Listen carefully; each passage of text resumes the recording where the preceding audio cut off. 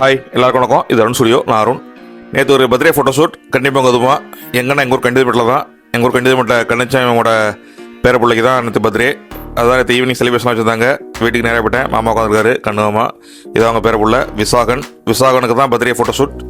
நேற்று செலிப்ரேஷன்லாம் பக்காவாக இருந்துச்சு. வீட்டிலே ஃபோட்டோலாம் ரெடி பண்ணிட்டாங்க. பாருங்கள், டெக்கரேஷன்லாம் ஒயிட் அண்ட் ப்ரௌனில் பக்காவாக ரெடி பண்ணியிருக்கு. இந்த 12 மந்த்துக்குள்ள ஃபோட்டோஸ்லாம் குழந்தை ஃபோட்டோலாம் டெக்கரேட் பண்ணி பக்காவாக வச்சுருக்காங்க. வீட்டிலேயே செலிப்ரேஷன்லாம் பக்காவாக வச்சுருந்தாங்க. நம்ம ஃபோட்டோ ஷூட்டுக்கு ரெடி ஆகிட்டோம். நேற்று கண்டிப்பாக அதுமா வேறு லெவலாக செலிப்ரேஷன் நடந்துச்சு. பாருங்கள், ஃபுட்டெல்லாம் பயங்கரமாக இருக்குது. கட்லெட்டு, போலி, அப்புறம் என்ன பங்களாபாத்து, அப்படியே ரசமாது இல்லை சாம்பார், அப்புறம் அந்த பன்னீர் பட்டர் மசாலா, இது மாதிரி ஏகப்பட்ட ஃபுட்டு, சப்பாத்தி, ஏகப்பட்ட ஃபுட்டு ரெடி பண்ணியிருந்தாங்க நேற்று. ஓகே, கேக்கெல்லாம் வாங்கிட்டு வந்தாப்பல அருமையாக இருக்குது. அந்த ஒயிட் அண்ட் ப்ரௌனுக்கு ஷேப்புக்கு ரொம்ப அழகாக பியூட்டிஃபுல்லாக இருக்குது கேக்கு. விசாகங்கிற தமிழில் இருக்குது. மாப்பிள்ளை தான் பர்த்டே பாயோட அப்பா நடேஷ். நேற்று சிங்கப்பூர்லேருந்து வந்தாப்புல பொங்கலுக்கு. அப்படியே பர்த்டேயும் செலிப்ரேட் பண்ணிட்டு ஊரில் இருக்காப்புல.